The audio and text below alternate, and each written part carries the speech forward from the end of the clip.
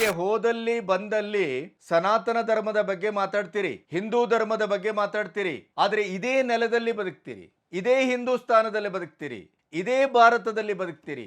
ನಿಮ್ಮ ಈ ಇಬ್ಬಗೆಯ ನೀತಿ ಇದೆಯಲ್ಲ, ಇದು ನಿಮ್ಮನ್ನ ಒಂದು ಆತ್ಮ ಅನುಸಂಧಾನದಲ್ಲಾದರೂ ಇಂಟ್ಯೂಷನ್ ಅಲ್ಲಿ ಆದರೂ ಒಳಗೆ ಕುಟುಕುವುದಿಲ್ಲ ಮತ್ತು ನಿಮಗೆ ಅದು ಕಾಡುವುದಿಲ್ಲ ಅಂತಾದ್ರೆ ನೀವು ಹ್ಯೂಮನ್ ಬೀಯಿಂಗ್ ಅಲ್ಲ ಅಂತಲೇ ಅರ್ಥ. ನೀವು ಮನುಷ್ಯರಲ್ಲ. ಅಂದ್ರೆ ನಿಮಗೆ ವಿವಾದವನ್ನ ಹುಟ್ಟಾಕಬೇಕು.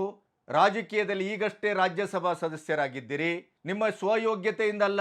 ನೀವು ಕಟ್ಟಿದ ಪಕ್ಷಕ್ಕೆ ನಿಮಗೆ ಇಡಗಂಡುಗೊಳಿಸಿಕೊಳ್ಳಿಕ್ಕಾಗಲಿಲ್ಲ. ಯಾವ ಸೀಮೆ ಜನಪ್ರಿಯತೆ ನಿಮ್ಮದು? ಯಾವ ಸೀಮೆಯ ತಮಿಳುನಾಡಿನ ಇಡೀ ಹೃದಯದ ಒಂದು ಗೆದ್ದಂತ ಸಮ್ರಾಟ ನೀವು? ಬಣ್ಣದ ಬದುಕಿನಲ್ಲಿ ಕೂಡ ನೀವು ನಿಮ್ಮ ಸ್ವ ಬದುಕಿನ ವಿಕಾರವನ್ನು ಅಂಟಿಸ್ಲಿಕ್ಕೆ ಹೊರಟವ್ರು ನೀವು. ಇದೇ ಟೈಮ್ಸ್ ಆಫ್ ಇಂಡಿಯಾದಲ್ಲೇ ನೀವು ಒಂದು 10-15 ವರ್ಷದ ಹಿಂದೆ ಹೇಳಿದ್ರಿ, I am crossed about 1500 women's ಅಂತ.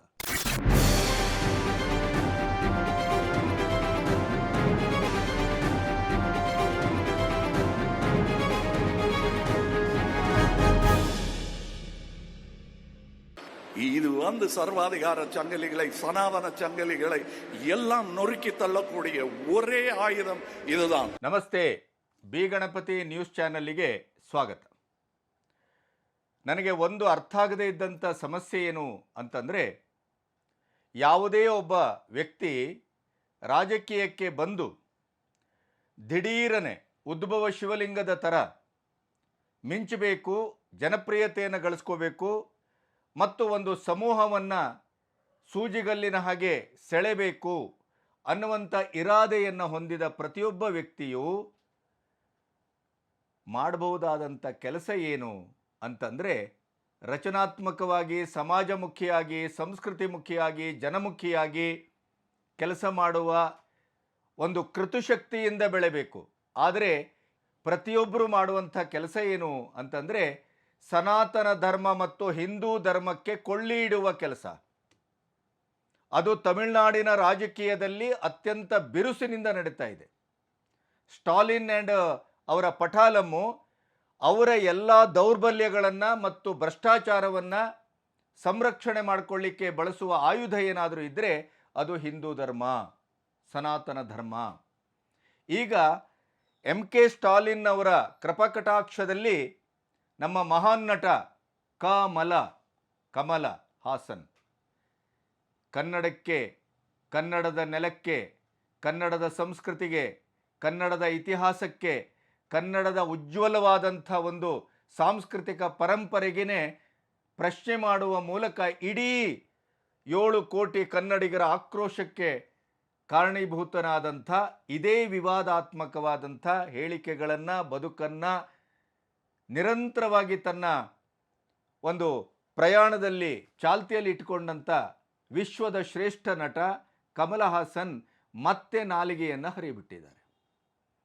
MK ಸ್ಟಾಲಿನ್ಗೆ ಮಾಡುವ ಚಮಚಾಗಿರಿ, ಬಕೆಟ್ ಹಿಡಿಯುವ ಈ ಆತ್ಯಂತಿಕ ವ್ಯವಸ್ಥೆ ಯಾವ ಮಟ್ಟಕ್ಕೆ ಬಂದಿದೆ ಅಂತಂದರೆ, ಒಂದು ಶಿಕ್ಷಣದ ಸಂದರ್ಭದಲ್ಲಿ ಮಾತಾಡ್ತಾ ಸರ್ವಾಧಿಕಾರ ಮತ್ತು ಸನಾತನದ ಕೊಂಡಿಯನ್ನು ಕಳಚುವುದಕ್ಕೆ ಇರಬಹುದಾದ ಏಕೈಕ ದಾರಿ, ಮಾರ್ಗ, ಅಸ್ತ್ರ, ಶಸ್ತ್ರ ಅಂತಂದರೆ ಅದು ಶಿಕ್ಷಣ. ನಿಮಗೆ ಹೋದಲ್ಲಿ ಬಂದಲ್ಲಿ ಸನಾತನ ಧರ್ಮದ ಬಗ್ಗೆ ಮಾತಾಡ್ತೀರಿ, ಹಿಂದೂ ಧರ್ಮದ ಬಗ್ಗೆ ಮಾತಾಡ್ತೀರಿ, ಆದರೆ ಇದೇ ನೆಲದಲ್ಲಿ ಬದುಕ್ತೀರಿ, ಇದೇ ಹಿಂದೂಸ್ತಾನದಲ್ಲಿ ಬದುಕ್ತೀರಿ, ಇದೇ ಭಾರತದಲ್ಲಿ ಬದುಕ್ತೀರಿ.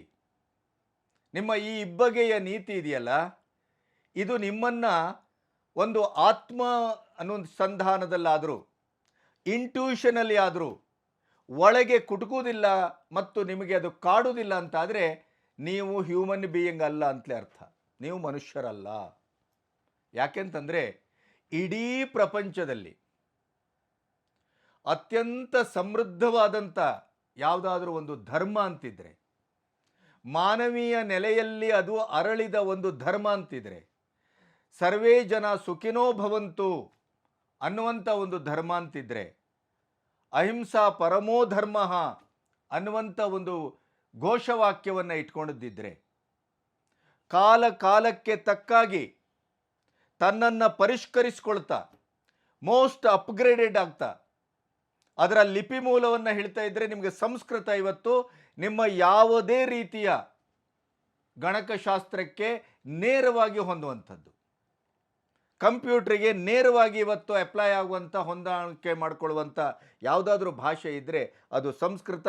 ಸಂಸ್ಕೃತದ ಮೂಲದಿಂದ ಹೊರಟಂಥ ಈ ಧರ್ಮ ಇದೆಯಲ್ಲ, ಸನಾತನ ಧರ್ಮ, ಯಾರನ್ನೂ ಹಿಂಸೆ ಮಾಡಲಿಕ್ಕೆ ಬೋಧನೆ ಮಾಡ್ತಾ ಇಲ್ಲ, ಯಾರನ್ನೂ ಗೊಡ್ಡು ನಂಬಿಕೆಗಳಲ್ಲಿ ಬದುಕಿ ಅಂತ ಹೇಳ್ತಾ ಇಲ್ಲ. ನೆಲದ ಬಗ್ಗೆ, ಆಕಾಶದ ಬಗ್ಗೆ, ನೀರಿನ ಬಗ್ಗೆ, ಪಂಚಭೂತಗಳ ಬಗ್ಗೆ, ಮುಖ್ಯವಾಗಿ ಖಗೋಲದ ಬಗ್ಗೆ, ಗಣಿತದ ಬಗ್ಗೆ ಇಡೀ ವಿಶ್ವಕ್ಕೆ ಏನಾದರೂ ಕೊಟ್ಟಿದೆ ಅಂತಾದರೆ ಅದು ಹಿಂದೂ ಧರ್ಮದ ನೆಲೆಯಲ್ಲಿ ಬಂದದ್ದು, ಸನಾತನ ಧರ್ಮದ ನೆಲೆಯಲ್ಲಿ ಬಂದದ್ದು. ಸನಾತನ ಧರ್ಮ ಇವತ್ತು ಮೋಸ್ಟ್ ವೈಜ್ಞಾನಿಕವಾದಂಥ ಮನೋಧರ್ಮವನ್ನು ಇಟ್ಟುಕೊಂಡು ಹುಟ್ಟಿದೆ, ಬದುಕಿದೆ, ಬಾಳಿದೆ ಮತ್ತು ಅದು ಭವಿಷ್ಯದಲ್ಲಿ ಇವತ್ತು ವಿಶ್ವವ್ಯಾಪಿಯಾಗಿ ಅದು ಕಂಗೊಳಿಸ್ತಾ ಇದೆ. ಇಂಥ ಧರ್ಮದ ಬಗ್ಗೆ ಸರ್ವಾಧಿಕಾರದ ಮತ್ತು ಸನಾತನ ಧರ್ಮದ ಕೊಂಡಿ ಕಳಚುವ ನೀವು ಯಾರು? ಕೊಂಡಿ ಕಳಿಸ್ಲಿಕ್ಕೆ ಹೂ ಆರ್ ಯು?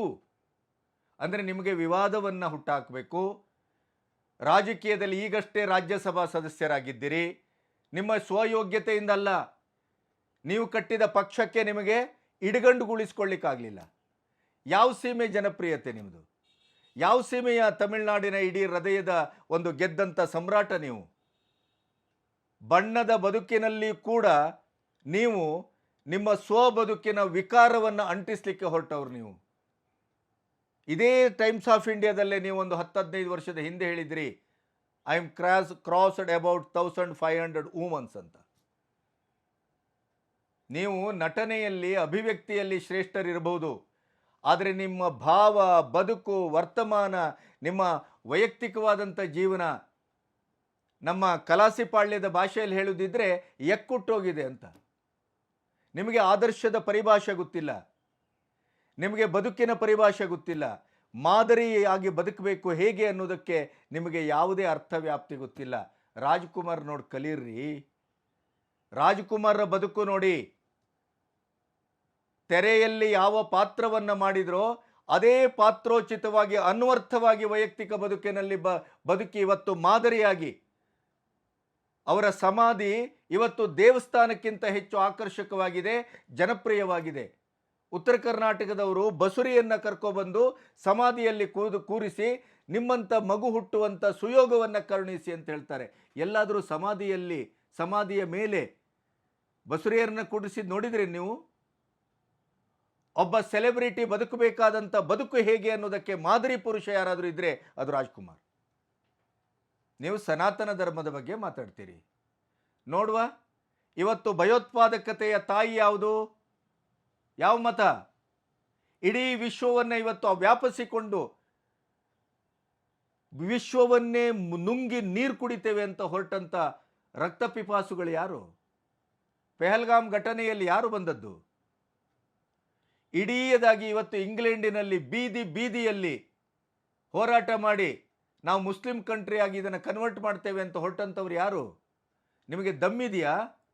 ನಮ್ಮ ಧರ್ಮದಲ್ಲಿದ್ದಂಥ ಸತಿಗ ಸಹಗಮನ ಪದ್ಧತಿ ಇರ್ಬೋದು, ಬಾಲ್ಯ ವಿವಾಹ ಇರ್ಬೋದು, ಯಾವುದೇ ಇರ್ಬೋದು, ಅದೆಲ್ಲವನ್ನ ಹೋಗಲಾಡಿಸಿಕೊಂಡು ಪರಿಷ್ಕರಣೆಗೊಂಡು ಇವತ್ತಿನ 21ನೇ ಶತಮಾನಕ್ಕೆ ಯಾವ ರೀತಿ ಇರಬೇಕು ಅನ್ನೋದಕ್ಕೆ ಹಿಂದೂ ಧರ್ಮ, ಸನಾತನ ಧರ್ಮ ಒಂದು ಉಜ್ವಲ ಉದಾಹರಣೆಯಾಗಿದೆ, ಬದುಕಿನ ಮಾರ್ಗವಾಗಿದೆ. ಸನಾತನ ಧರ್ಮದ ಹೊಕ್ಕುಳು ಅಂತ ಭಾವಿಸುವ ಇವತ್ತಿನ ಗೀತೆ ಏನಿದೆ, ಇವತ್ತು ಇಡೀಯದಾಗಿ ಮ್ಯಾನೇಜ್ಮೆಂಟ್ ಸ್ಕೂಲಿನ ಪಠ್ಯವಾಗಿದೆ. ನೆನಪಿಡಿ. ಏನಂತ ಭಾವಿಸ್ತೀರಿ? ನಿಮ್ಮ ಚಿಲ್ಲರೆ ರಾಜಕೀಯಕ್ಕೆ, ನಿಮ್ಮ ಕಚಡ ರಾಜಕೀಯಕ್ಕೆ ನೀವು ಹಿಂದೂ ಧರ್ಮವನ್ನು ಹೀಗಳಿತೀರಿ. ಹಿಂದೂ ಧರ್ಮವನ್ನು ಕೊಂಡಿ ಕಳಿಸ್ಲಿಕ್ಕೆ ಬಂದಿದ್ದೀರಿ. ಶತಮಾನದಿಂದ ಚಾರ್ವಾಕರೇ ಅದರ ಆರಂಭದಲ್ಲಿ ಇದ್ರಲ್ರಿ.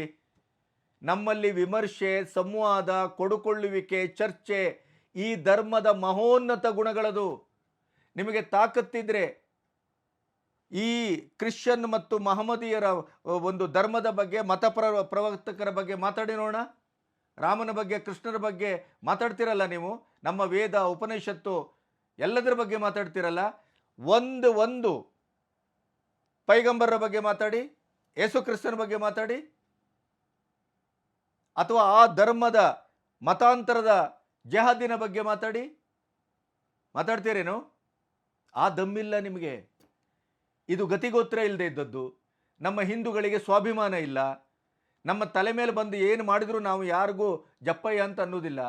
ಈಗ ಏನೋ ಒಂದು ಪುಣ್ಯ 11 ವರ್ಷದಿಂದ ಮೋದಿ ಅಂತ ಒಬ್ಬ ಮಹಾನ್ ನಾಯಕ ಈ ದೇಶವನ್ನು ಪ್ರಾಚೀನ ಭಾರತದ ಸನಾತನ ಧರ್ಮದ ಮೂಲ ಚಹರೆಯಲ್ಲಿ ಕಟ್ಟಲಿಕ್ಕೆ ಪಣ ತೊಟ್ಟಿದ್ದಾರಲ್ಲ, ಈಗ ಸ್ವಲ್ಪ ಎಚ್ಚರ ಆಗ್ತಾ ಇದ್ದಾರೆ ಹಿಂದೂಗಳು. ಅದಲ್ಲದೆ ಇದ್ದರೆ ಮಗ್ಗುಲಿಗೆ ನೀರಲ್ಲ, ರಕ್ತವೇ ಹರಿದ್ರೂ ನಾವು ಎಚ್ಚರ ಆಗೋದಿಲ್ಲ. ನಮ್ಮ ತಾಳ್ಮೆಯೇ ನಮಗೆ ಶಾಪ ಆಗಿದೆ. ನಮ್ಮ ದಕ್ಕಿಸಿಕೊಳ್ಳುವಿಕೆ ಮತ್ತು ಅರಗಿಸಿಕೊಳ್ಳುವಿಕೆಯೇ ನಮ್ಮ ದೌರ್ಬಲ್ಯ ಅಂತಾಗಿದೆ. ನಮ್ಮ ಮೇಲೆ ಯಾರು ಬೇಕಾದ್ರೆ ಏನು ಬೇಕಾದ್ರೂ ಮಾಡ್ಬೋದು. MF ಹುಸೇನ್ ಅಂತ ಒಬ್ಬ ಕಚಡ ಕಲಾವಿದ ನಮ್ಮ ಮಹಾಪತಿವ್ರತೆಯರ, ನಮ್ಮ ದೇವಾನುದೇವತೆಗಳ, ದೇವಿಯರ ಇಡೀಯದಾದ ಸ್ವರೂಪವನ್ನು ಸೆಕ್ಶುವಲ್ ಆಗಿ ಚಿತ್ರಿಸಿದ. ಯಾರೂ ಅದರ ಬಗ್ಗೆ ಮಾತಾಡಿಲ್ಲ. ಈ ದರಿದ್ರ ಕಾಂಗ್ರೆಸ್ ಅವನಿಗೆ ರಾಷ್ಟ್ರೀಯ ಪ್ರಶಸ್ತಿಯನ್ನು ಕೊಟ್ಟು ಪೋಷಿಸಿತು. ಇಂಥ ದರಿದ್ರ ದೇಶ ಇದು, ಇಂಥ ದರಿದ್ರ ರಾಜಕೀಯ ಇದು. ಕಾಂಗ್ರೆಸ್ನವರಿಗೆ ಓನ್ಲಿ ಒನ್ ಹಿಂದೂ ಧರ್ಮ ಟಾರ್ಗೆಟೆಡ್, ಓನ್ಲಿ ಒನ್ ಸನಾತನ ಧರ್ಮ ಟಾರ್ಗೆಟೆಡ್. ಅವರಿಗೆ ಬೇರೆ ಯಾವುದೂ ಬೇಕಾಗಿಲ್ಲ. ಅಭಿವೃದ್ಧಿ ಬೇಡ, ಇನ್ಫ್ರಾಸ್ಟ್ರಕ್ಚರ್ ಬೇಡ. ಯಾವುದೋ ಒಂದು ದರಿದ್ರಿಯ ಟ್ರಂಪ್ ಮತಿಗೆಟ್ಟವನು ಡೆಡ್ ಎಕಾನಮಿ ಅಂತಂದ. ಅದನ್ನು ಈ ಪ್ರತಿಪಕ್ಷದ LOP ರಾಹುಲ್ ಗಾಂಧಿ ರಾವು ಬಡವದವ್ರಿಗಿಂತ ಹೆಚ್ಚಾಗಿ ಹುಚ್ಚನಾಗಿ ಅದನ್ನು ಒಪ್ಪಿಕೊಂಡು ಟ್ರಂಪ್ರನ್ನು ನಾನು ಬೆಂಬಲಿಸ್ತೇನೆ. ಅದಕ್ಕಾಗೇನೆ ಹೇಳಿದ್ದು ಸುಪ್ರೀಂ ಕೋರ್ಟ್, ನೀವು ನಿಜವಾದ ಭಾರತೀಯರೇ ಆಗಿದ್ದಿದ್ರೆ ನೀವು ಈ ರೀತಿ ಬೀದಿಯಲ್ಲಿ ಸೋಷಿಯಲ್ ಮೀಡಿಯಾದಲ್ಲಿ ಮಾತಾಡ್ತಿರ್ಲಿಲ್ಲ ಅಂತ ತಪರಾಕಿ ಹೊಡೆದದ್ದು. ಇಂಥ ನೀಚ ಸಂತತಿಗಳು ಹಿಂದೂ ಧರ್ಮಕ್ಕೆ ಸವಾಲನ್ನು ಒಡ್ಡುತ್ತವೆ.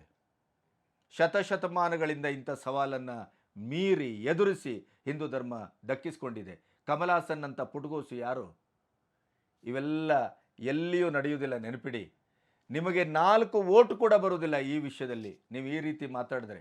ಆದರೆ ನಿಮ್ಮ ದೌರ್ಬಲ್ಯ, ನಿಮ್ಮ ಸಮಯ ಸಾಧಕತನ, ನಿಮ್ಮ ಕಚಡ ರಾಜಕೀಯ, MK ಸ್ಟಾಲಿನ್ಗೆ ಬಕೆಟ್ ಹಿಡಿಯುವಿಕೆ, ನಿಮ್ಮಂಥ ಉದಾತ್ತವಾದಂಥ ಒಂದು ವ್ಯಕ್ತಿತ್ವವನ್ನು ನಿರೀಕ್ಷೆ ಮಾಡುವ ಈ ಸಮಾಜಕ್ಕೆ, ನಿಮ್ಮಂಥ ಒಬ್ಬ ಕಲಾವಿದನನ್ನು ದೇವರ ಹಾಗೆ ನೋಡಿದಂಥ ಈ ಸಮಾಜಕ್ಕೆ ನೀವು ವಿಷವನ್ನು ಕಾರ್ತಾ ಇದ್ದೀರಿ, ವಿಷವನ್ನು ಕಕ್ಕುತ್ತಾ ಇದ್ದೀರಿ. ಹಿಂದೂ ಧರ್ಮಕ್ಕೆ ನೀವು ಏನನ್ನೂ ಮಾಡಲಾರಿರಿ. ನೆನಪಿಡಿ, ಹಿಂದೂ ಧರ್ಮವನ್ನು, ಸನಾತನ ಧರ್ಮವನ್ನು ಮುಟ್ಲಿಕ್ಕೆ ಬಂದರೆ ಸುಟ್ಟು ಹೋಗ್ತೀರಿ. ಕನ್ನಡದ ಪಾಠ ಕಲಿಸಿದೆಯಲ್ಲ ಕನ್ನಡದ ನೆಲ, ಮತಿ ತಪ್ಪಿ ಮಾತಾಡಿದರೆ ಯಾವ ರೀತಿ ವ್ಯಥೆ ಪಡಬೇಕಾಗತ್ತೆ ಅಂತ, ಅದಕ್ಕಿಂತ ಕ್ರೂರವಾಗಿ ನೀವು ಅನುಭವಿಸಬೇಕಾಗತ್ತೆ. ನೆನಪಿಡಿ, ಹಿಂದೂ ಧರ್ಮ ಯಾವತ್ತೂ ಹಿಂಸೆಯನ್ನು, ಭಯೋತ್ಪಾದಕತೆಯನ್ನು, ಭಯೋತ್ಪಾದಕ ಸಂಘಟನೆಯನ್ನು ಅದು ಬಯಸುವುದಿಲ್ಲ. ಅದು ತನ್ನ ಒಳಗಿನ ಶಕ್ತಿಯಿಂದ ಅದನ್ನು ವ್ಯಾಪಿಸ್ತದೆ, ವ್ಯಾಮೋಹದಿಂದ ಮತ್ತು ಅವರನ್ನು ಆಕರ್ಷಿಸ್ತದೆ ಹೊರತು ನೀವು ನಮ್ಮ ಧರ್ಮಕ್ಕೆ ಬನ್ನಿ ಅಂತೇಳಿ ಧರ್ಮಭೂತಗಳ ಥರ ಯಾರೂ ವರ್ತಿಸುವುದಿಲ್ಲ. ನೆನಪಿಡಿ, ಇಡೀ ಭಾರತ ನಿಮ್ಮನ್ನು ಖಂಡಿಸ್ತಾ ಇದೆ. ಇಡೀ ಹಿಂದೂ ಧರ್ಮದ ನೆಲ ನಿಮ್ಮನ್ನು ದೂಷಿಸ್ತಾ ಇದೆ. ಇದನ್ನು ಅರ್ಥ ಮಾಡಿಕೊಳ್ಳಿ, ನಿಮ್ಮ ಮನೋಭಾವವನ್ನು ಬದಲಾಯಿಸ್ಕೊಳ್ಳಿ. ನಮಸ್ತೆ.